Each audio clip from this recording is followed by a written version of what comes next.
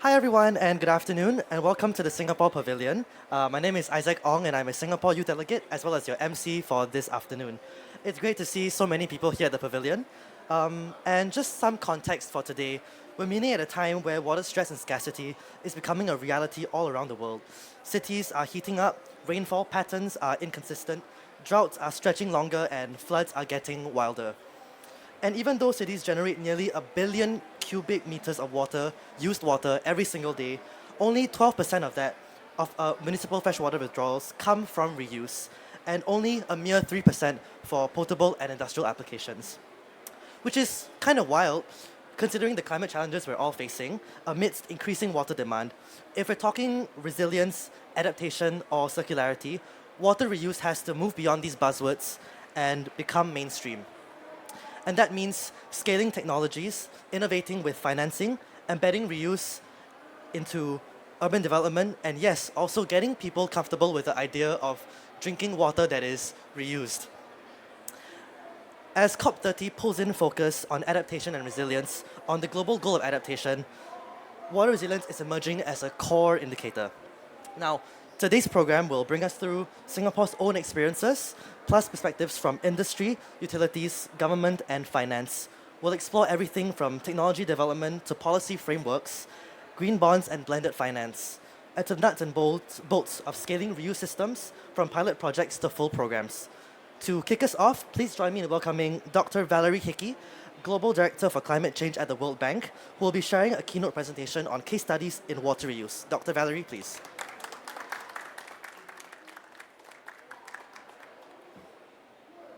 Thank you so very much, Chair. And it's always fantastic to see young people because so many of us older people have been wilting in this heat. And it's clear that in a warming world, we're going to need more of the energy from young people and more of the enthusiasm. So absolutely fantastic. And a huge thank you, of course, to the Government of Singapore for having us here in this pavilion today. Let me begin with a simple question. And it is a simple question, but with quite a complex answer, which is what if we gave water a second chance? It's as simple as that. We have a new report out that some of you may have seen. It's the Scaling Water Reuse, a tipping point for municipal and industrial use. We have very boring titles of reports at the World Bank, but I promise you the content is not boring because it aims to answer exactly the question, moderator, that you asked, is how do we go beyond the buzzwords and the PR and really think about how do we learn lessons from the 22 countries that do have serious reuse programs, and what do those lessons look like, including, of course, Singapore. But we can't have a discussion about water without just for 20 seconds talking about the problems. We all know them. We know how much water stress is not a distant threat, that it is part of today's problem. We know that demand is outpacing supply. 4 billion people, that's half of the planet's people, are already facing severe water scarcity. By 2050, half of all urban residents, that's 2 billion people, are going to face additional water scarcity. And we know that we're talking about 4 billion people who at least once a month, every year, can't find water for their basic needs.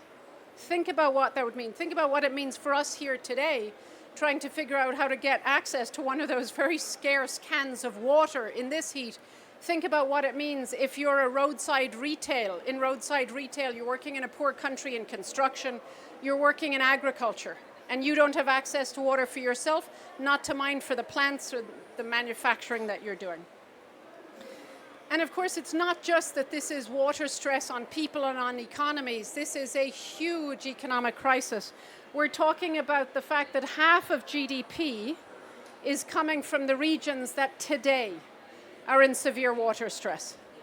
So water is a problem today. It is not just something we're talking about for tomorrow.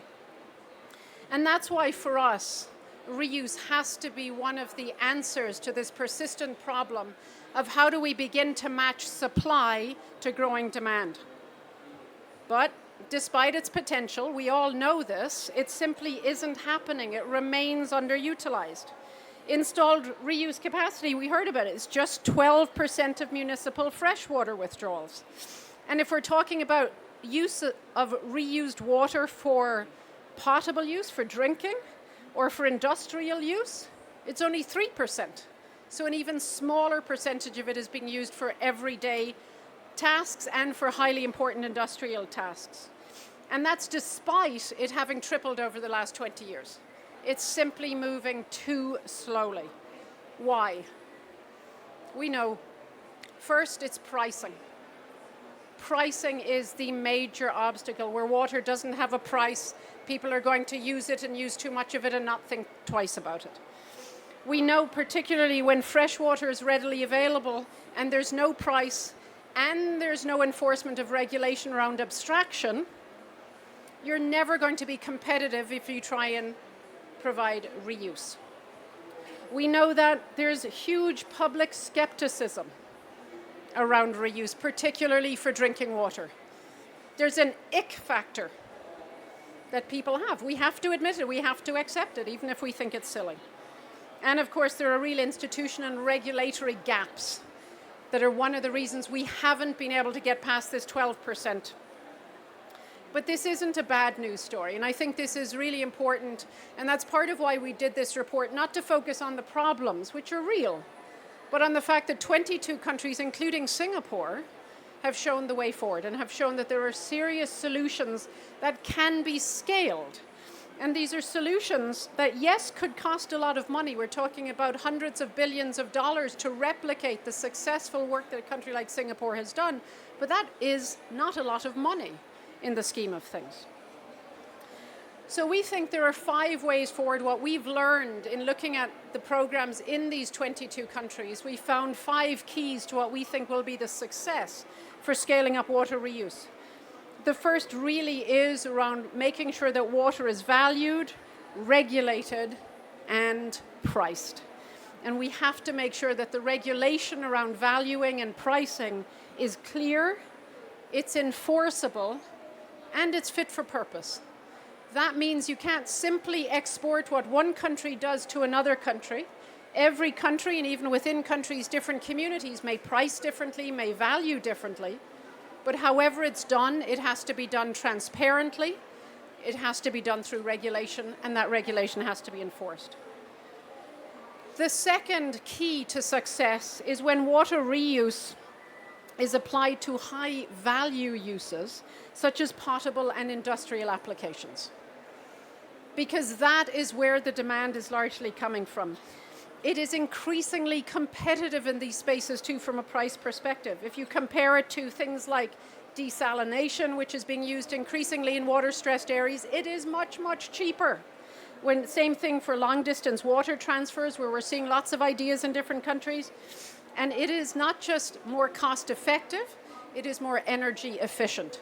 This is the opportunities for cities to turn what is a cost, what is a liability, into an actual asset that they can get value from.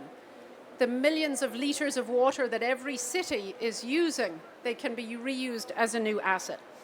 The third key to successfully scaling programs that we've seen in common among the 22 countries who have done this seriously is that it has to be normalized within municipal and industrial water strategies. It can't be about buzzwords. It can't be about putting something in a strategy just for the sake of putting it in there. It has to be part and parcel of business as usual. And so they must explicitly, municipalities must explicitly think about how to use reuse. And to do that, it means there has to be serious stakeholder engagement. This is something that New Water in Singapore has done better than any other country that we've studied, which is really go out and socialize what is reuse water, how is it treated, how can it be used. Getting rid of that ick factor is the underpinning ingredient to making sure that it can be used in those high value applications, drinking water, industrial use, everyday use. The fourth key ingredient is moving beyond isolated projects to programs that offer standardized support across the project life cycle. That means it's not enough to do a niche project, a pet project, a pilot project. This has to be part of normalizing reuse and normalizing support for reuse, whether it's through policy support, building institutional support, technological support, or financial support. It has to be normalized and it has to be available in a standardized way. Finally, we think private sector innovation and financing are absolutely critical. Governments cannot do this by themselves. The policy support they can give, the standard support, the normalization, the socialization, all of those are things that the public sector can do to unlock the support of the private sector, because without the private sector, we simply will not get past the 12% ceiling where we have been stuck on water reuse for much too long. We have at the World Bank Group something called our Global Reuse Accelerator, which is our own way of internally organizing our support to make sure we can support our partner countries, utilities, the private sector, and municipalities. Because for us, coordination and partnership is the only way we're going to be able to answer the question, can we give water a second chance, in the affirmative? Because yes, we can give it a second chance. And given the state of water in the world, we have to give it a second chance. Thank you.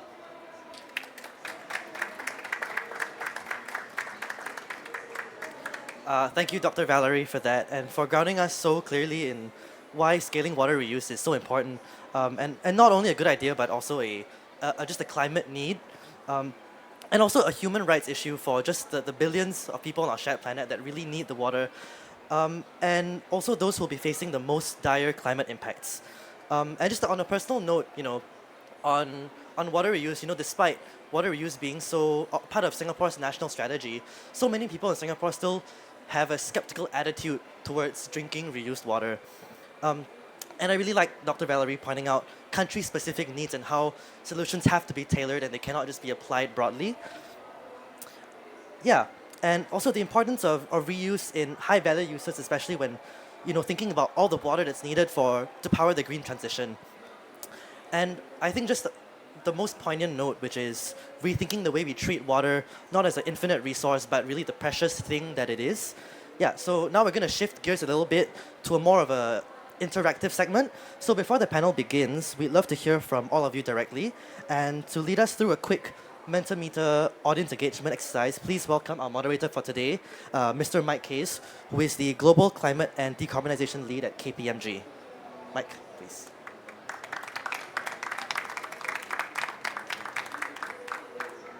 Good afternoon, everybody. Hopefully you can hear me okay. Valerie, first of all, thank you for that excellent presentation. As my young colleague said, I head up climate, decarbonisation and renewable energy in KPMG. I've spent a week talking about energy and carbon, but one thing I'm very, very conscious of, water is up there as a critical issue. And too often we deal with these issues in silos. And as I listened to you, Valerie, I heard some of the same messaging, and in particular the point about putting a value on water. Your fifth point was around private investment, but we have to start by putting a value. And we take it, like we see all the free water that's available here. But yes, we value that water, but we do need to put a price on it. It will make the difference. And hopefully during the panel discussion, we'll get into a really interesting discussion about the public perception issue about water reuse, but also how can we create the investment models, which is really going to mobilize investment around this very, very interesting and critical sector. Before that, I think hopefully you've all scanned in the Mentimeter. There's a couple of questions we'd like to put to the audience, first of all, just to get a sense. So please scan, and the first question should hopefully be up shortly. That's an easy one.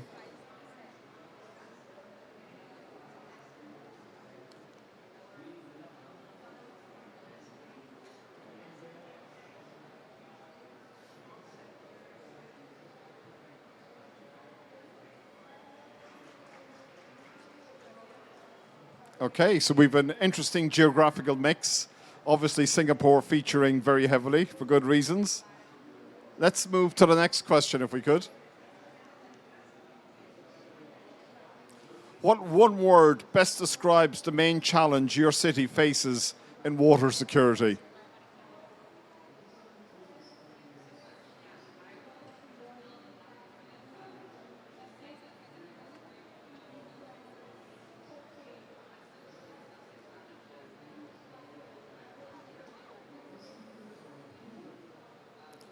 Okay, probably no surprises there.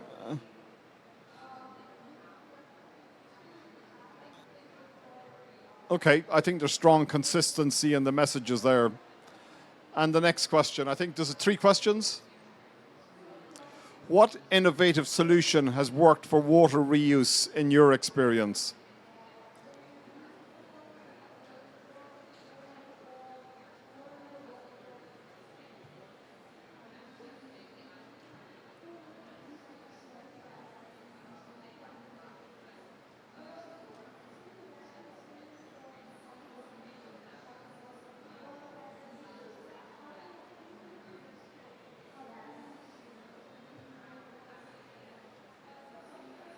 Okay.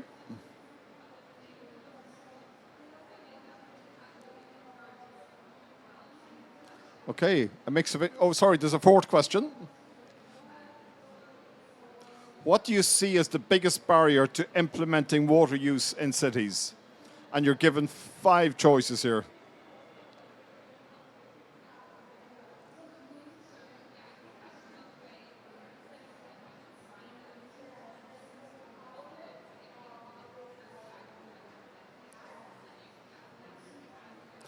So I think there's an interesting message coming through in this one, which is, if I understand the responses correctly, we have the technical solutions. We're not waiting for something new. It's the political will, regulatory framework to a much lesser extent, but the 2 as well that you mentioned, Valerie, public acceptance and cost and financing. Probably not a huge surprise. So with that, thank you for participating. I'd like to invite my fellow panelists to join me on stage, and we'll do a quick round of introductions.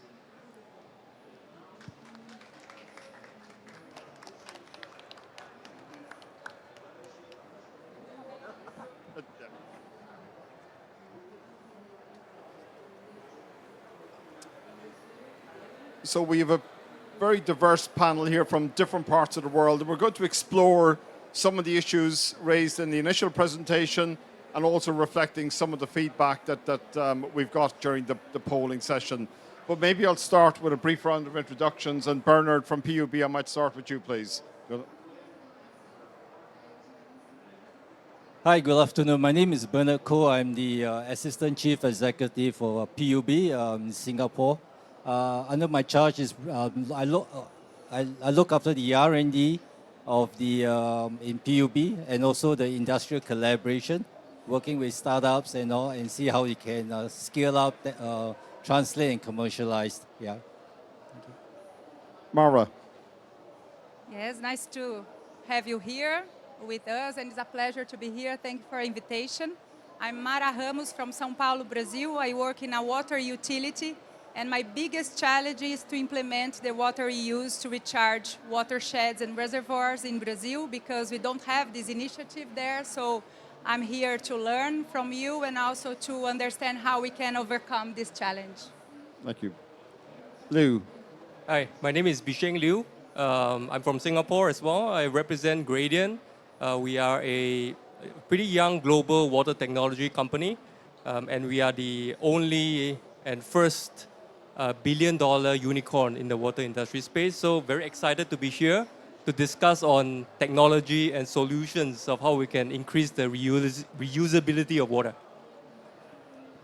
Thank you very much. My name is Jaime de Bourbon-Parma. I'm the climate envoy of the Netherlands. So it's wonderful to be on one foot in the negotiations and one foot on the solution side. And it's wonderful to be with you. Thank you. Thank you all. So I want to begin with maybe just putting up a more broad-based question to the panel, just to level set. We're here at COP30, Climate Change Conference. I'd love to hear from all of you about, referring to your own particular region, what climate-related impact on water do you see most of all in your particular region? Maybe I'll start with you, Bernard. Right, thank you. For us, before I start, perhaps I would like to share with you all some fun facts, so that you put things in context. Singapore is a very small island state. How small? Well, in this lovely place of Berlin is 1.4 times bigger than Singapore, and yet our population is 4 times that of this city. So we are talking about a very small island, small area, highly urbanized, densely populated. The reason why we have to put that in context because when it comes to climate change, let's talk about the rising sea level, right? So if you have they predict to be have a 1 meter, what called sea level rise. If you add a storm surge and you also add in the high tide, we are talking about the tide that's about 5 meters. And only 30% of Singapore land is lower than 5 meters above sea level. So that, and we are all surrounded with, the whole island is surrounded with sea. So that is really an existential issue. I think if those who were here this morning, my minister really shared that if we don't deal with this, we will cease to exist, right? So we are doing a lot of engagement with the public on this coastal protection. And on the other flip side of the same coin is flood management. The intensity of the rain comes, but that's why when we have a very urbanized area, we don't have the luxury of expanding our drains, making it bigger, or building more drains. So the question is then, how do we manage and face these future challenges, right? What PUB is doing right now, we are changing the mindset of the people. We tell the people, look, our drains are designed in 1 in 100 years return period. But no, the type of rain that we are getting, the intensity, is 1 in 1,000 years. So for us, what you need to do is not a question of when, if it floods. No, it is a question of when it floods. So your mindset, you got to be ready. When it floods, you should be prepared to do what you need to do to keep your property safe or, it prevents any damage from the flood. So that's sort of conversation we are embarking on with the public. Yep. Sao Paulo must be a region where you see a lot of water-related impacts of climate change. Yes, I think, of course, Singapore is very resilient. We've seen that. But São Paulo, we have the same problem as Singapore regarding to the density of population. We have 22 million people in a very small area. We have a low availability of water in this area. We have less than 10 times what is considered sustainable in São Paulo metropolitan region. So we face every 10 years a water crisis. So that's why we are trying to look for increasing and diversifying our water matrix. And the biggest challenge that we can understand and understand the impact in the water sector is because the water is becoming day by day unpredictable. So, and for the water sector, this is a huge problem because either we have too little water or too much water. Too little, we face water crisis, and too much, we face floods and disasters. So that's why we should look to be more resilient and diversify our matrix. And just one quick follow-up question. Clearly, access to water is important. Quality of water, is that an issue in Sao Paulo? No. No, for us, no. But of course, we have several uses for water, and our main use in the water utility is municipal use and to supply population. Of course, we compete with other users. We compete with industry and irrigation as well, but our main proposal is to population. Bishing, interested in your thoughts on this topic. Yeah, so I think first the thoughts is when we talk about climate change, a lot of people focus on temperature, right? Heat, because that's what we feel first, right? But actually water is just very quietly, harboring in the background. I'll give you a bit of a view from the industrial side, okay? If you take a look at this smartphone, can anyone guess how many liters of water is to take to manufacture one smartphone? Any guess? 100 liters. Anything else? No more? 12,000 liters for one smartphone. So that's like 160 over bathtubs of water. So what I'm emphasizing is the industrial side uses a lot of water.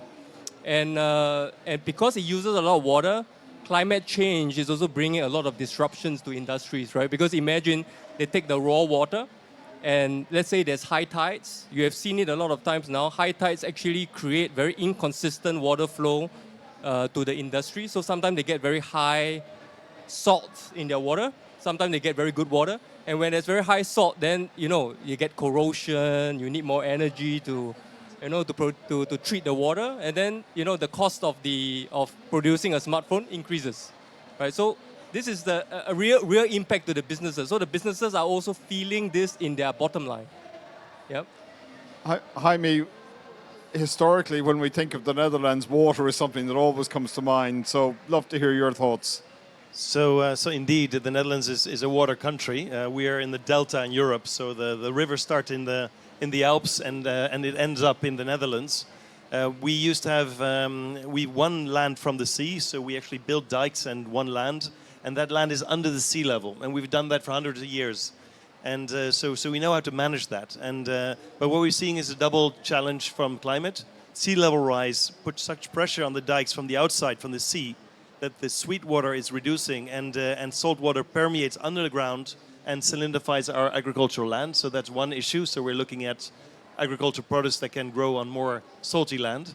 On the other hand, we learned the lesson that we can't just fight water with the dikes, but we need to work with nature. So give water space. So work with nature-based solutions, letting rivers, when there's too much water, flow over and then retreat it back and use that land for either a recreation, nature, or temporary agriculture. So we're looking for new ways how to deal with this. But a new challenge that we never had before is we also experience droughts. So sometimes now we've got floods, we know them, we know how to deal with them, but we've got droughts because there's less snow in the Alps. And snow is a storage of water which slowly melts during the year, so you get constant flow of water. But right now in the winter, when it rains in the Alps, it doesn't stay as snow, it goes down as water. We get more floods and droughts. So now we have to figure out how to create water basins to keep sweet water during the year, so that in the drought time, our nature and our people have enough water for the use. So that's a total new way of dealing it, and I'll use an example later. Wow, it's a fascinating example of how we're still learning about the impact of climate change and what it can do. I want to turn really for the rest of the session to get into the specifics of water reuse, and in particular some of the points that were raised in the opening presentation. And maybe Bernard, I'll come back to you, and you might talk to me about how cities can actually integrate water reuse into their climate adaptation strategy, while at the same time thinking about, as we do with all these climate and nature solutions, we have to think about the cost and how does it compare against some of the other solutions that are available. Just to share, thank you, Mike. For us in Singapore, we have been looking at water reuse through membrane technology many years. It started in 1970s. By then, unfortunately, the cost of the treatment is not feasible. The breakthrough came in the 1990s when the membrane technology stepped up and the cost of membrane dropped. And then we found it's really affordable now. So we started to explore membrane technology on water reuse. So in new water, that's what we call water reuse in Singapore. We go through the ultrafiltration, then we go through the RO, and then finally UV. So new water in Singapore is mainly used for industrial purposes. Although it's treated to World Health, WHO standard, drinking water standard, is mainly for industry. And the reason is because currently in our daily demand in Singapore, 55% of our daily demand is for non-domestic, is for the industry. So that makes a lot of sense to provide the industry, especially with new water, especially for the wafer fab who eventually needs ultra pure water. We provide the new water to industry for cooling purposes, aircon, and then save the drinking water, potable water for the population. And for us, we also use new water to top up our reservoir. So during drought, and I went through this drought period in 2014 to 2016, when the reservoirs levels dropped as low as 20%, not by 20%, dropped to 20% of the storage capacity. Those reservoirs in the region were all having that challenge, that problem. But in Singapore, our reservoirs were still at 90%. It's because we top it up with new water, right? And one of the challenges that we have is about water reuse. Is talking about cost is really energy. In Singapore, we do not have natural energy sources. All our power generation is by natural gas, and all natural gas are all imported. So you can imagine we have limited renewable energy. And because of the land size, coming back to my earlier point, we do not have enough space for the solar panels and all. So energy is expensive, and then PUB, what we did for over the years, we have invested a lot in R&D to bring down the energy level for treatment, for reuse. And recently we managed to successfully tested biomimetic type of membrane using protein layered on the membrane, and that brought down the energy as much as 20%. And the idea came about when we saw the mangrove. How can the living plant can survive while the roots are still in the seawater? So naturally, within the system, the plants are able to reject the salt but take the fresh water out. So from that idea, we took us 10 years to explore through R&D, and finally we got aquaporin membranes for us. So just to give a insight into how important new water is, or water reuse for PUB, or at least for a country in Singapore. Now we expect in 2060, daily demand for water is going to double from the current daily demand. And of the doubled water demand, 70% will be by the industry. The population in Singapore, because of the land constraint, is not going to grow exponentially, but the industry, yes. So that's why new water reuse makes a lot of sense for us to face to meet our future challenges. Yeah. And also on the same point, while we manage the supply of water, we also need to balance with demand. So we also encourage industry to do what I call water recycling, and we give them quite a bit of funding so that they can actually kickstart, implement some water recycling within their premises, so as to reduce the demand surge from utility like PUB. Yeah, thank you. And there's no specific regulation in Singapore requiring water reuse? In terms of for the industry, we do have a regulation, and from now we implement, say you need to recycle up to 50%. And then if you need to have some funding to do some piloting, we can fund up to 70%. If you need to build a pilot, we can also help to fund the CAPEX. So there's a regulation for reuse, 50%. But I think it is not really an ambitious target. I believe that industries in Singapore is mainly the wafer fab, and they have done 70-80% of recycling in Taiwan, in other countries. So I think we are moving towards that when the time is right. Yeah. Well, it's always an interesting message, because someday we're going to see more and more regulations. So that's a good example for other countries. I want to turn to a different part of the world, to here in Brazil, Mara. Clearly, we've got lots of different stakeholders. We've got government, municipalities, utilities, and the private sector. They all can play a role in creating an enabling environment for water reuse.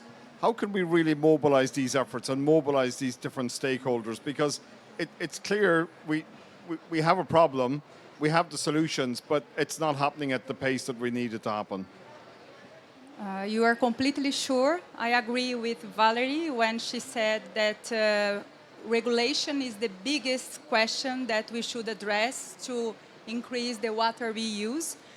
Brazil is not well developed in regulation as Taiwan, Singapore, and Netherlands. And then we are working on that. So the government at federal and state level should set the legal framework and the standards, and we don't have it at the national level yet. We have some for industrial reuse of water just at state level. So we are working on national standards now. At the municipal level, I think the challenge is to put the water reuse into the water urban planning in the cities. And for the utilities, we should have the correct incentives to implement the water reuse. If we don't have in our contracts the correct regulation and the correct incentives to put the reuse, we don't do that. Because either we have an enforcement rule in our contracts to implement the water reuse and circular economy, or we have another indirect incentive, like the use of level of services of water security and water resilience is another way to see that. I think the biggest challenge is to increase the awareness of the regulators for them to organize a contract that have these correct incentives. Thank you.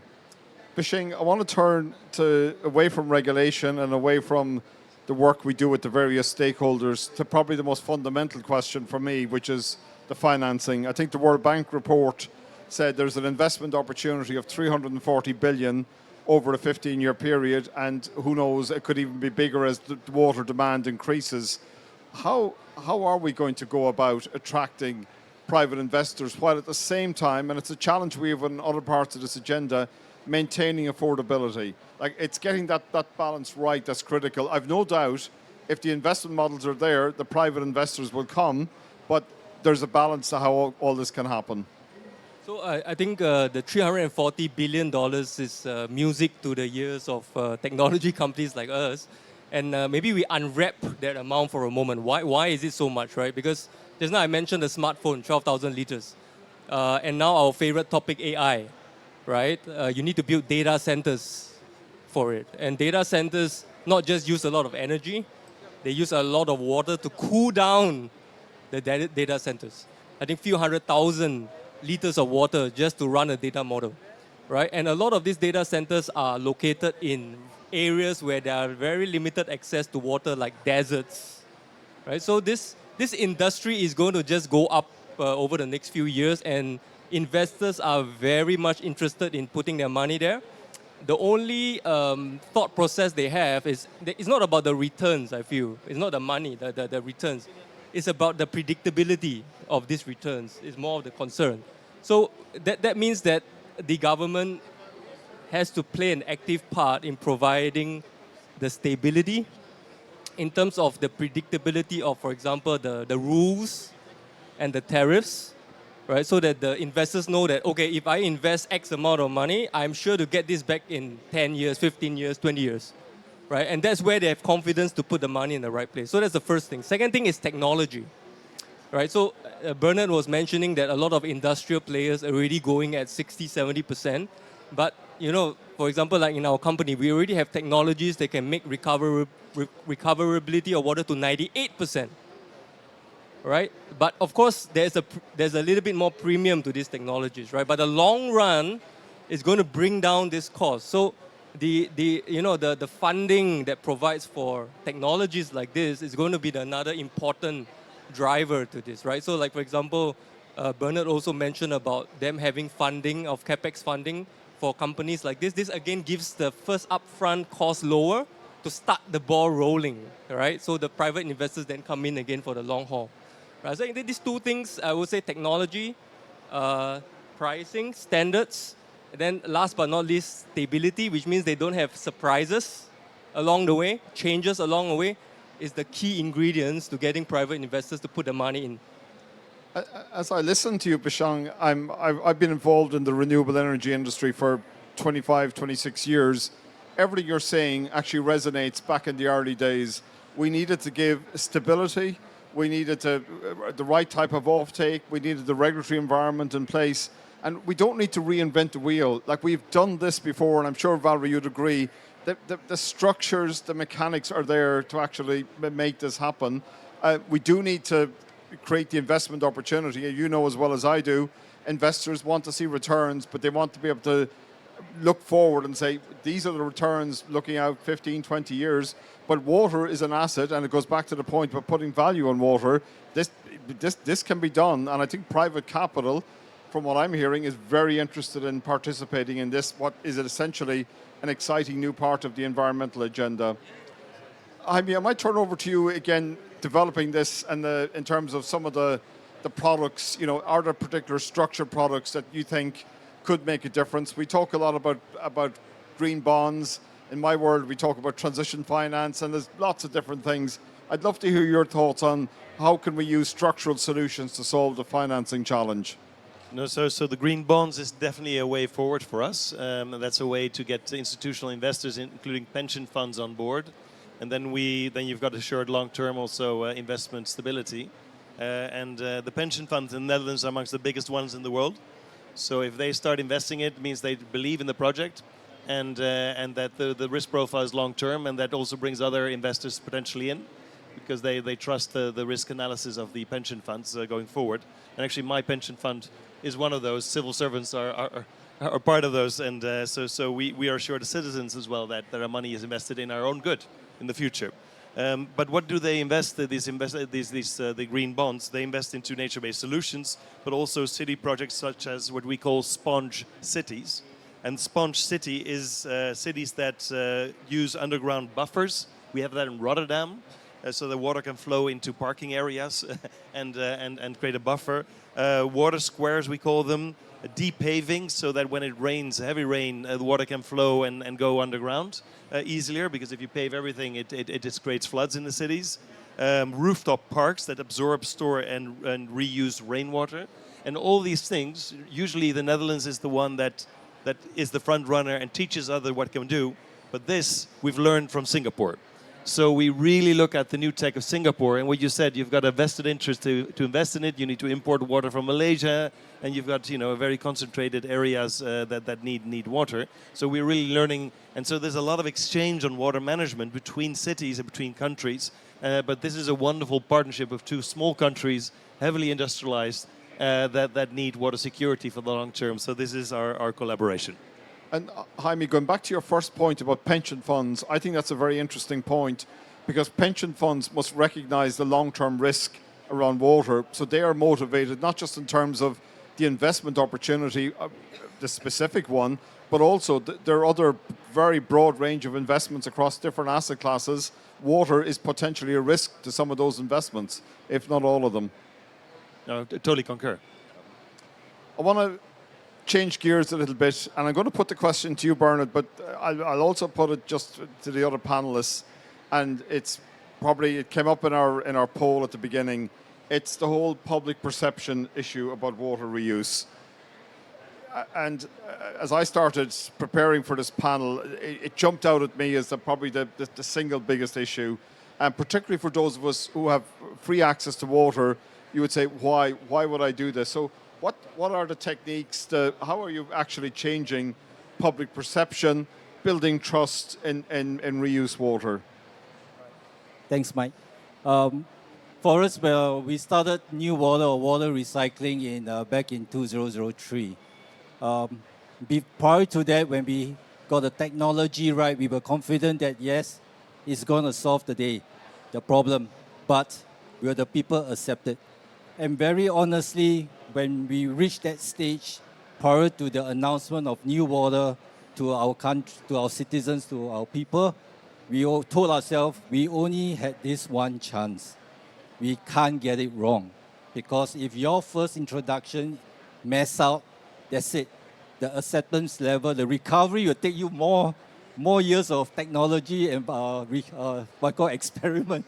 So we told ourselves we got to get it right. So the first thing we did is we built a visitor center right in the middle of a operating new water factory, so that the public can come in and they see for themselves, they look at the membrane.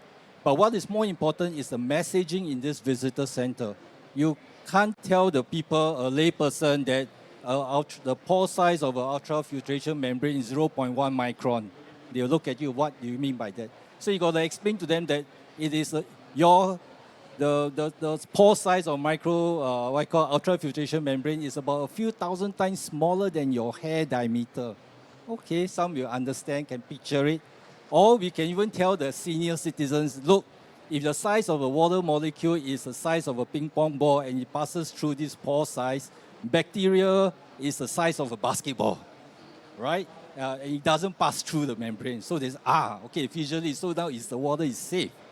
So that's the education. And although we produce new water, not for drinking purposes, we still bottle them, so that at the end of the visitor center, they see in a bottle and they say, and they taste a bit, so they don't let the earlier they'll fail. The next important thing we did, we brought the press and the media to an overseas to look at all the other plants. Oh, that's our phone. Oh, okay. To look at other plants. And then so that the press, the reporters can see for themselves what the other countries are doing. They've already started in water reuse, and then they can come back and write objectively and not speculatively. Because the people will read what is in the newspaper and they may believe what they read in the newspaper. So we be educated in the sense, the journalists and the reporters, so that they could write very objectively what is new water, what is water recycling. Then that is the, fortunately also on the third front, we had a very good, what I call government support. So on the National Day, we actually distributed the water bottles and everyone drank, and then so that even the political leaders were drinking in front of everyone. So that was a very good, strong, important step. So back in 2016, we did another round of survey of acceptance of new water. And actually, the response was quite good. We had actually about 97% of the population of those surveyed and say that, yeah, at the end of the day, if I still need to drink new water, I will. So that's a very high acceptance level. All right, 3% will say, no, whatever you do, I'm not going to drink. That's fine. So then after 2016 survey, we say, let's reinforce that. And 2018, we got new brew. That's what you see in front of you. Beer made out of new water, recycled water. So that strengthens even the acceptance that recycled water is part of your life. You enjoy the beer, you are drinking new water too, right? So on that front, we continue. But the engagement with the public cannot be taken for granted. It's a continuous effort. And more importantly, in Singapore, we look at what is happening around the world. Because as a global water community, if something happens on water reuse in parts in USA or somewhere else, it affects us too, because the same question will be raised. And we need to defend those questions technically and with the right answer. So it's important. As a global water community, we need to journey this together. Yeah. I think that's actually a really important point, because as you said, something bad goes wrong in Canada, Mexico, wherever, suddenly we live in a global world today and everybody's going to hear about it. Do you see a role for the health profession in helping to educate the public that water reuse isn't acceptable, it's a good way? And have you involved the health profession in Singapore? So when we were in the advent of new water in Singapore, we actually formed an expert panel comprising of experts in water quality. And in that sense, they also endorse what we do. We open up our results that we have been experimenting and to be really open about it. And they endorse and they say, oh, this from the World Health Organization and from various health recognized water regulatory bodies is accepted. That also gives the confidence to the people. Okay, Mara, I might turn to you. And again, as you said at the outset, you're not where Singapore is in water reuse. You're here to learn. What do you think are the big barriers in a city like Sao Paulo in terms of implementing a water reuse program, and how can we overcome these barriers? Very interesting, this example of Singapore about the public awareness. We should be very careful with that, because you said very well, if you lose the confidence of people, it's difficult to gain again. So I think as a community, we should look for your example and then don't make this mistake. So the barriers, I think, for the Brazilian sector in order to escalate the water use, first is the regulation, because as we don't have a consistent framework to guarantee the standards for the water use, this is the main barrier that we have. Second, we can say it's regarding the high costs of these new technologies, and also together with the high costs, we should say that is the lack of cost recovery costs. This is the biggest than the high costs of the technologies, I think. Third barrier, I think, is the public awareness and public understanding about the safety of water reuse. In Brazil, as we see here in COP Belém, we have the false understanding that we have too much water. Not all regions of Brazil are like Amazon. So we live in a very scarce area. And we, as a water utility, we have the target to universalize the services, water and sanitation, until 2029. So in order to do that, we need water. And that's why we should put the reuse in our matrix. Our target is to have 7% of water matrix related to the water use to make a recharge in our reservoirs. So those are the primary barriers that we have, I think, in the Brazilian sector. Like I said, regulation, the high costs and the cost recovery, and also the public awareness. I don't see the technology as a barrier because I think we overcome that as a water sector. I think it's not an issue anymore. So for us to make water a second and third chance, no, Valerie, we should overcome these three main points, I think, in the Brazilian sector. And Mara, can I actually ask you, is this being considered as a viable strategy by the water industry here in Brazil? Like, is there a public-private discussion about the possibility of water reuse, as you say, learning from cities like Singapore and others that have done this successfully? Yes, I think we are in constant contact. I think we, Sabesp, we've been in Singapore and PUB agency to understand how they work there.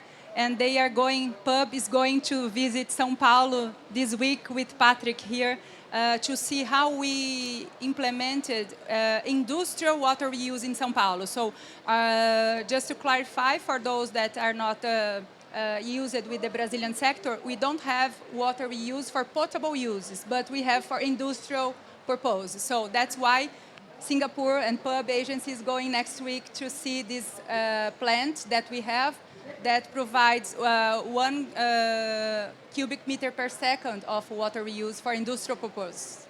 That's actually really fantastic to hear, and it's what I would call a good COP outcome, that this type of collaboration is working cross-border. I want to come back, Bishing, to the financing, and we very much focused on my first question on the private finance, but clearly for something like this, and with infrastructure projects generally, we talk about public-private partnerships. Do you see a role for that type of structure here, and can we make it happen? Yeah, so the public and private partnership is one of the integral relationship to make this work. You know, so PPP, I'll just do a short form, is like a marriage, no? So, you know, a marriage starts off with love and promises, right? And sometimes end with arguments on the bill, right? So how do you make sure that the marriage lasts for 20 to 25 or even 30 years, right? So I put an example because I've been to many different regions, and I think Singapore has a very sound model for the new water, right? They set very clear tariffs so they invite private companies to invest, and then after that build, operate and own this new water facilities, and then they fix a tariff to be buying this water from these companies, and it's pegged to inflation rates. So this is very fair, very transparent, and these private companies can see the value investing in this company. So this is very critical. And then I think the second portion, again, I would like to emphasize is then the technology, right? So technology, not just on the latest technology to increase recoverability or to reduce energy efficiency or increase energy efficiency, pardon me, it's also transparency. So now we have a lot of technology that uses AI that is able to first and foremost, predict, you know, you know, times where there's high tide, low tide, and then how the system should regulate based on these changes in the environment and increase the efficiency of your water systems. And then the other aspect is that it creates the transparency of the system. So it can tell you exactly how much water was treated, what is the bacteria count, what is exactly the quality of the water, which then again create a very stable environment, for governments to tax you or to tariff you or to charge you or to give you benefits for lowering increasing the quality and lowering the energy usage. So these are all very key ingredients to increase the adoption of private and public partnership, right? So I think in order to sustain marriage, I'm also long-term married, it's always about compromise and also about mutual benefit, right? So the public side gives the guidelines, the structure, the stability. The private side gives the money, the enthusiasm, the technology. And with this kind of relationship and lack of, let's say, surprises, then this relationship can go on for a very long time. And that's what the industry needs in order to succeed in this area. I describe this session as a value for money session. You don't get just advice on water reuse, you get marital advice as well. So I think it's thank you for that. Jaime, I want to come back to you again with just sticking on the investment theme. We are talking about long-term infrastructure investment. However, we're also talking about an explosion in urban growth over the next 20 years. We're talking about the impact of climate change on the urban environment. How do we ensure that the investments we make today on water reuse remain viable and sustainable over such a long period? So on water security, we've secured it in what we call a Delta fund, and that's a fund that politicians cannot touch. So it's a fixed investment that we put in there so that long-term infrastructure keeps maintained. Because slowly, because nothing goes wrong, people might thinking nothing is wrong, and then eventually in some political cycle you decide to put it in something else. So that's securing it from the security perspective. And if you now drinking water becomes not only the quantity but also the quality are under pressure, you might want to shift that into the security scheme as well to say, listen, let's put that on a long-term investment going forward. And for that to happen, we need to right-size the problem, know what the issue is, and then to be able to right-size the solution. And you need the facts and figures, but then you need public support for this as well. So that means to tell the story. And I think through security, because quality of water is changing as well, we have a lot of permanent chemicals coming in upstream from all the way from Switzerland to Germany to the Netherlands.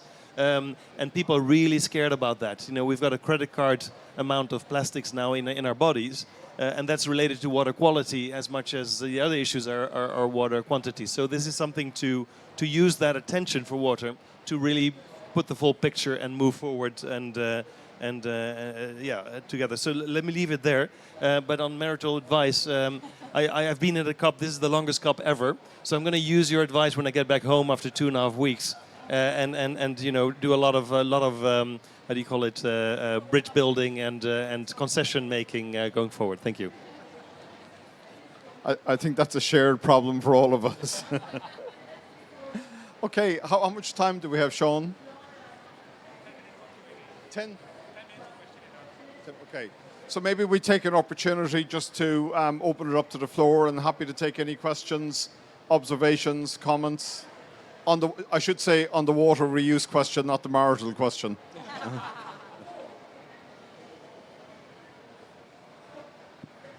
Thank you so much, moderator. Thank you, our panelists.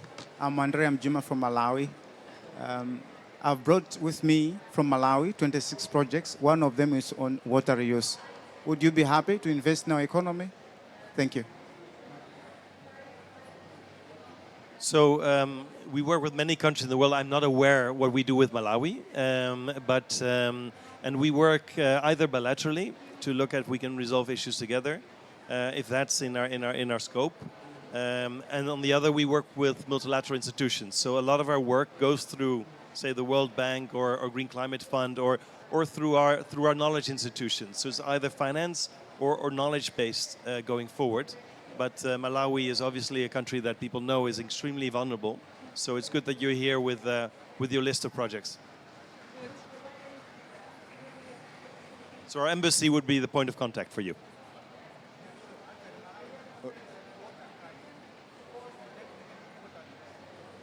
Can we just use the microphone?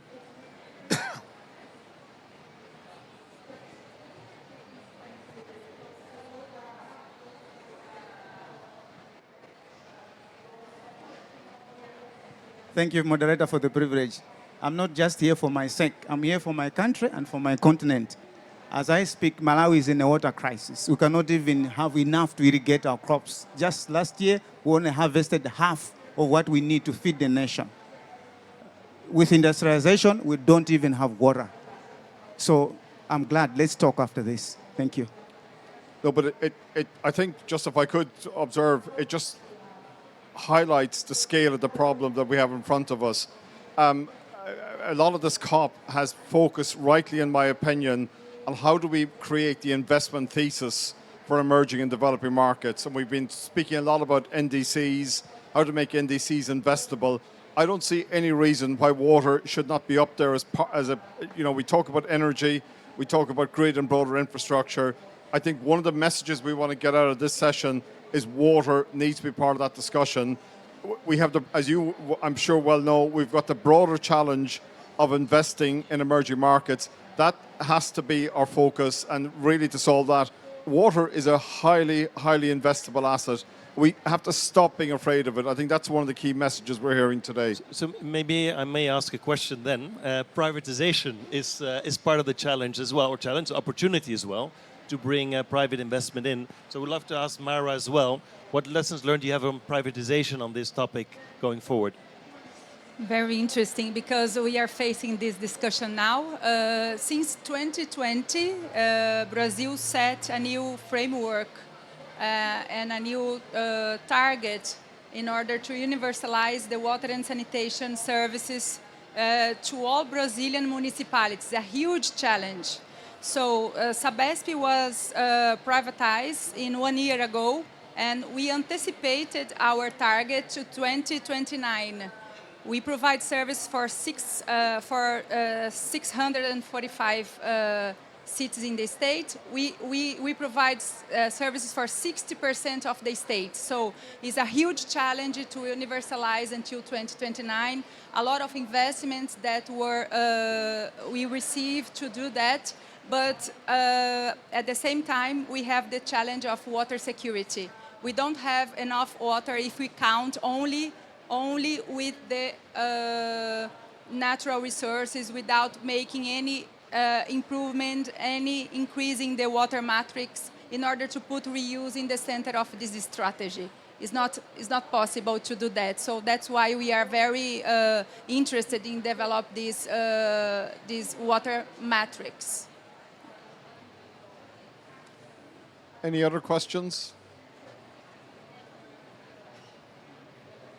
Hi. According to your expertise, in practical terms, what will be the first step toward initiating a water reuse project in a location where such a system has not been implemented?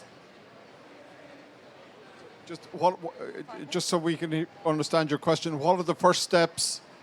To implement a project with water reuse in first step. What is the first step?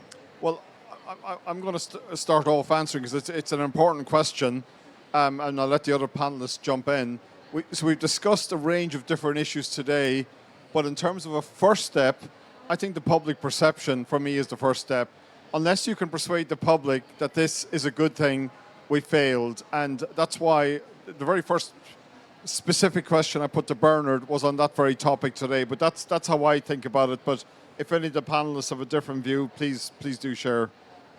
So maybe I speak from another angle, right? Because I actually stayed out of Singapore for many years. Singapore is a very unique situation because we really don't have water.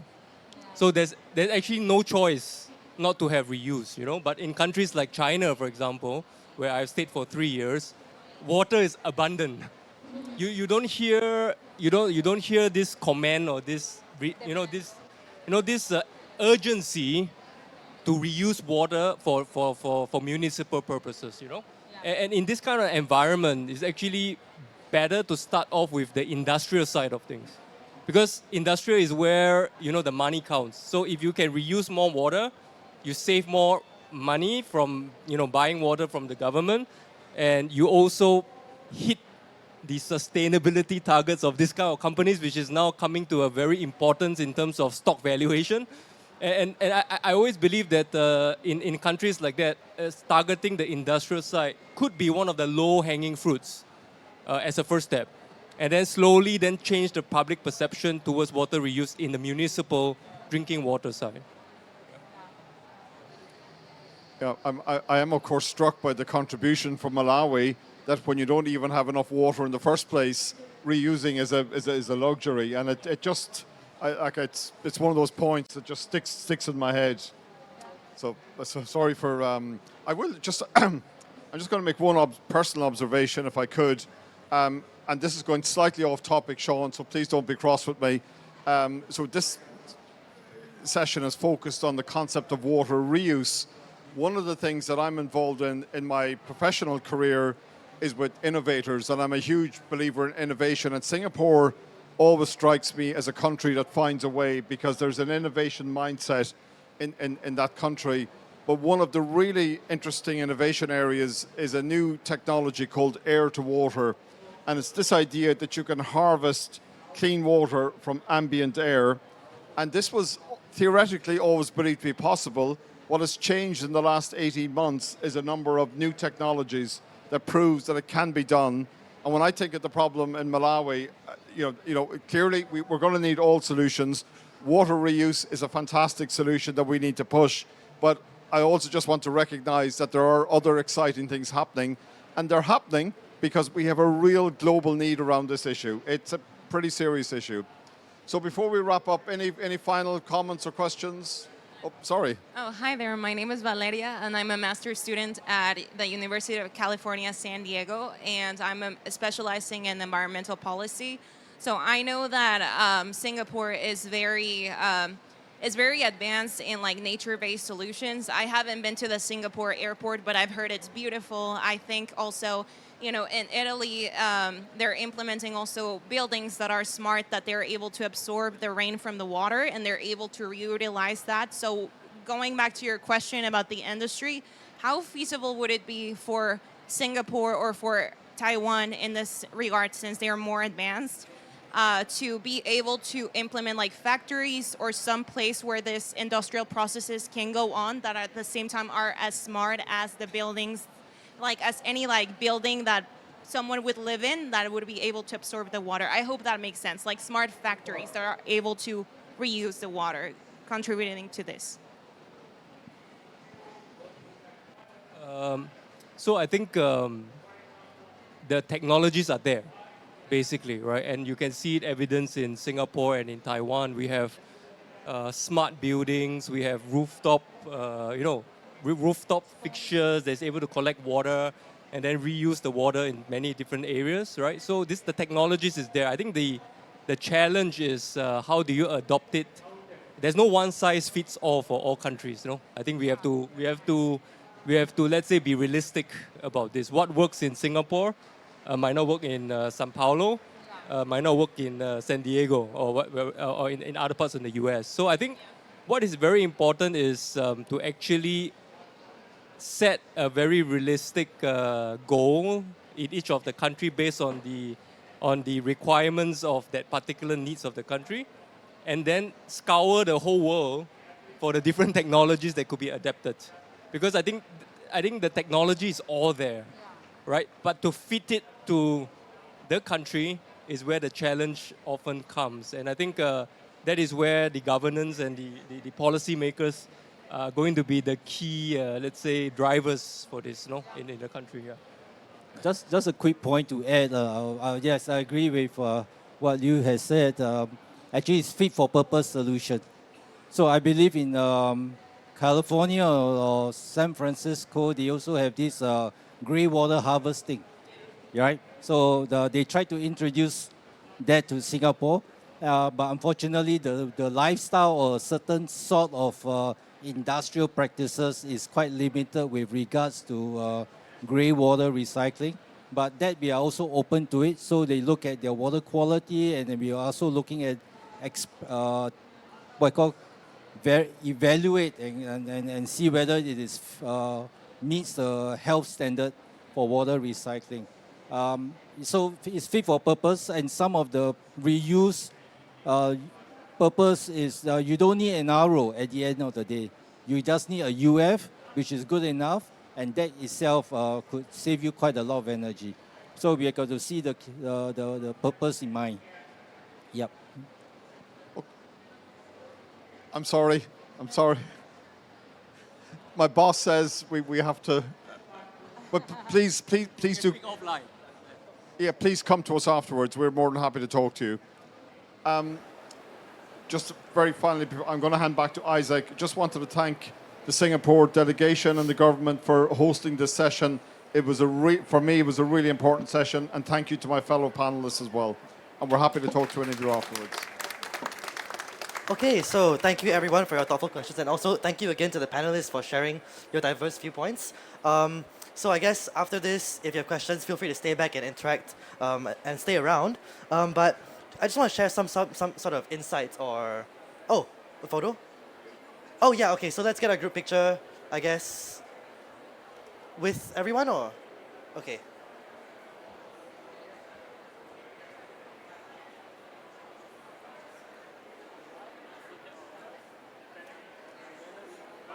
Oh yes, Valerie, yes.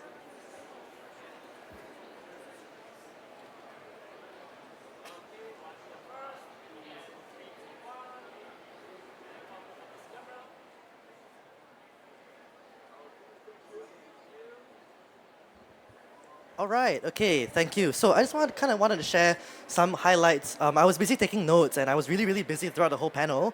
And I just guess, from Bernard, right?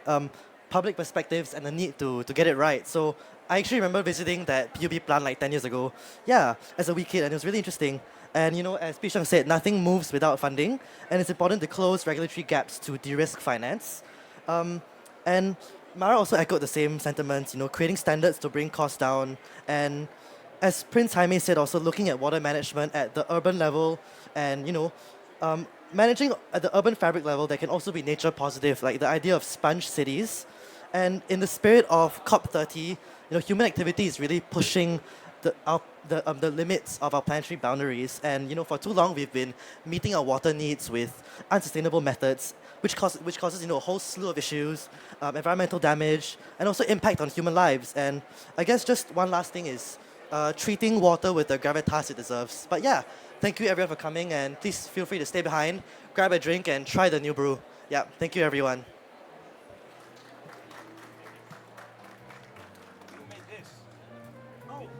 Oh yes, okay, one last thing. There is a live recap of this session made by an artist on the screen, which basically recaps everything discussed. Super cool, come to the front and check out. Yep, thank you guys.